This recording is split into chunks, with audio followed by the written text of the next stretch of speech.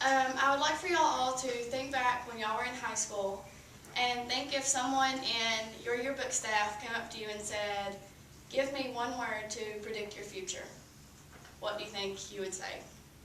Some of you probably would have said, "I want to be a doctor," or "I want to be a lawyer," or some of you might have simply said, "I want to graduate high school." I want to inform you about a man who his prediction came true. He told some people in his yearbook staff that he wanted to be a millionaire, and it later became true. But he did not become a millionaire from an inheritance, or because his family did it for him, or from an established business. He also did not invent something that changed the whole lifestyle of people, like something like a cell phone or laptop or computer or something like that. How in the world did he achieve this? You may probably thinking. He took something that he loved, which was fashion, but not exactly clothes, because his family could not afford the in-style fashion that was probably pretty expensive. His father every day painted paintings and sold them just to make ends meet for his family. Ralph Lauren in People magazine that I found told that when he looked at his father's paintings, he felt special, but he had no idea why.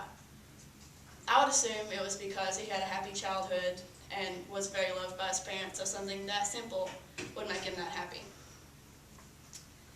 Because his childhood and lifestyle was so humble, he didn't always get everything that he wanted, but he wanted the things that he didn't get to get, so he started making ties for his classmates at school, which eventually led to his first retail job as a tie salesman.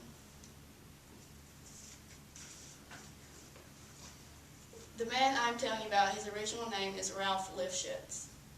Can you imagine your last name being Lifshitz? Ralph Lifshitz and his brother couldn't imagine that either. So, him and one of his brothers eventually changed his last name to Lauren, but the other brother kept his name for some reason. So now you know that the man I'm telling you about, his name is Ralph Lauren, the famous fashion designer that we all know today. We're all here today, so we firmly believe in a college degree, I would hope, if you're sitting here. Ralph Lauren has no college degree. He never went to college or anything like that to achieve his goal. He dropped out of business school to join the Army, and then later dropped out of the Army to go back to being a tie salesman.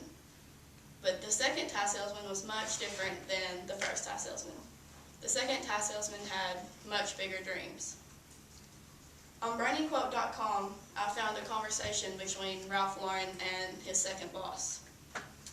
And Ralph Lauren said, "Look, I'd like to design these ties because I think they could be new." His boss replied with, "The world isn't ready for Ralph Lauren." And when his boss replied to him he said he would never forget it because he took it as a compliment. And he took most things that we would perceive negatively as positive, which made him very successful, obviously. In Hello Magazine, I found that in the 1970s, he was one of the few millionaires, but he very, very quickly became a billionaire because of his positive mind and determination. The name now makes its billions from retail, wholesale, and licenses. Ralph Lauren falls into the category of self-made millionaires along with 60% of the millionaires today. So over half of the millionaires in the world today are self-made, which I thought was pretty cool. It also takes lots and lots of determination to come from nothing in high school to being a millionaire.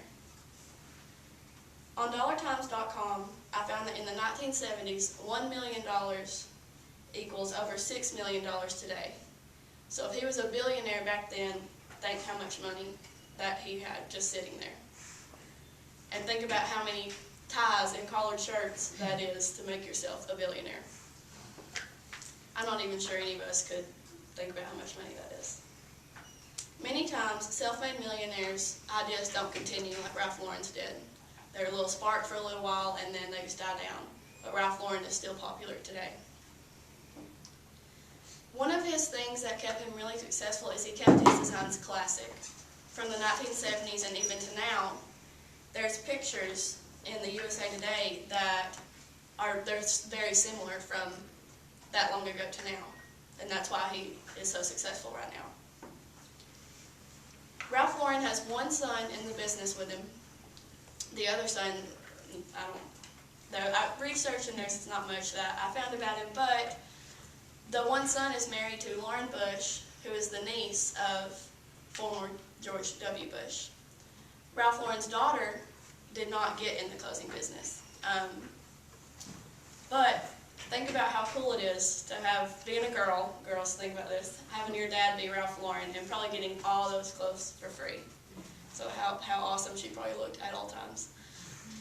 She owns a long line of candy stores. Random, but I mean, that's what she does.